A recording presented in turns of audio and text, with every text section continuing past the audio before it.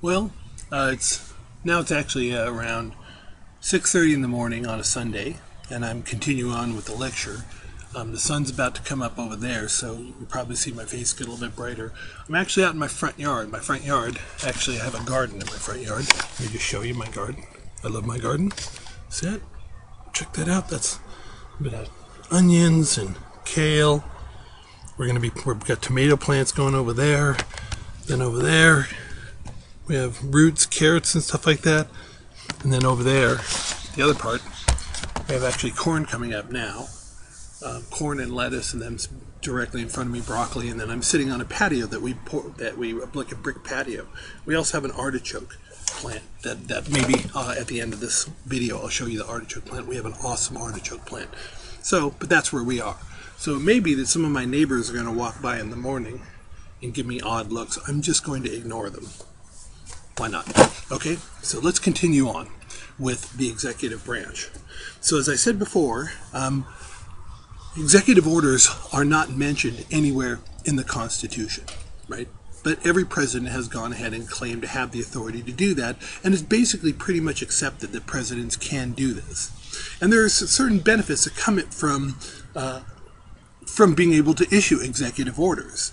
The main one being that it allows the president to act quickly. And now that you guys know how a bill becomes a law, right, you can see that going ahead and waiting for Congress to do stuff oftentimes can be a very long process. And so sometimes presidents choose to just act on their own. And sometimes probably as executives they need to act just quickly. So let me give you an example of the way this works.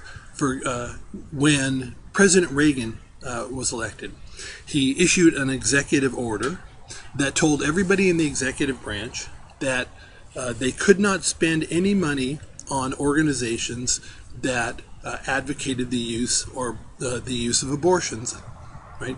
And so that was an executive order. So everybody in the executive branch was told no money can be spent on these kind of organizations. When President Clinton came in, and then President Bush Sr. kept that.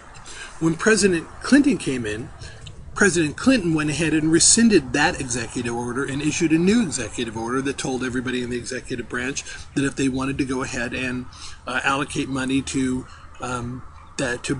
organizations that advocated the use of, not advocated, but offered or did abortions, that was okay. And so the executive branch was told, go ahead and do it.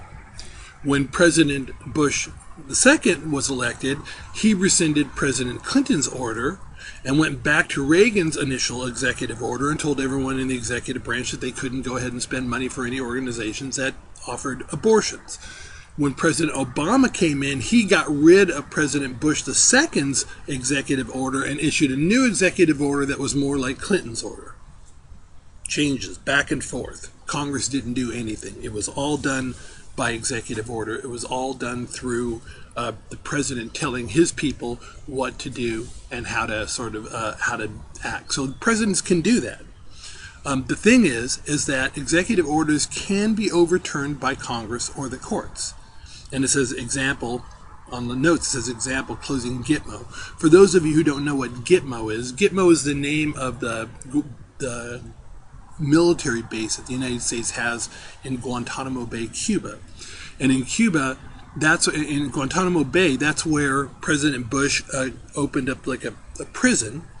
And when terrorists were captured out in the battlefield, and rather than bringing them to the United States, he would keep them in Gitmo, in this prison there, for a variety of reasons. Okay, cars going by. Usually I wave to my neighbors, but I think I'm going to forego the waving. When President Obama came in, the second day in office, he issued an executive order that said, within 1 year, Gitmo will be closed down.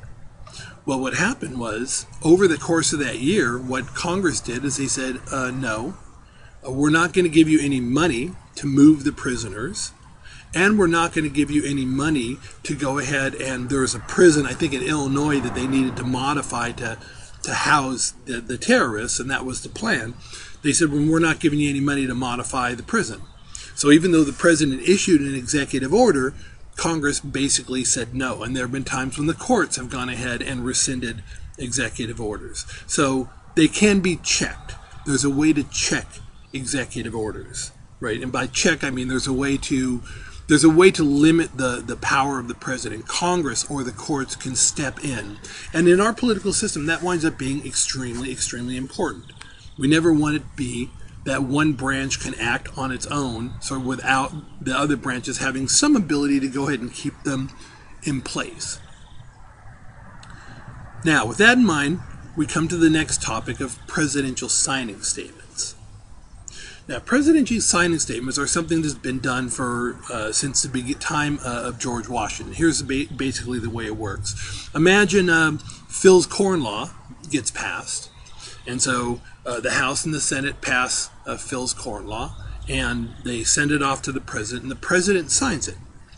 What the president will do after that is basically attach a statement along with the bill. Now remember, the law is really a set of instructions that the president's going to give to someone in the executive branch to carry out the law. So if it's Phil's Corn Law, probably it's going to go to the Department of Agriculture. President's going to go ahead and he's going to take the law, Phil's Corn Law, and he's going to go ahead and he's going to write some sort of signing statement, and then he's going to give both of those to the Department of Agriculture. And basically what the law is are instructions on here's what you should be doing. Well, there are three different kinds of presidential signing statements, right? Three different kinds of presidential signing statements. And the one I'm going to talk about in this video is the easiest one to go ahead and know, and that is the non-controversial type. What those usually do is all they do is they make some sort of positive statement about the law that was just passed. So the president signs Phil's Corn Law into law, and then he goes ahead and writes a statement. I want to thank Phil for his incredible work on this corn law. Corn will be safe for forever, and people will be popping with happiness. I don't know. There'll be some statement like that. It's basically a thank you. Sometimes an attaboy.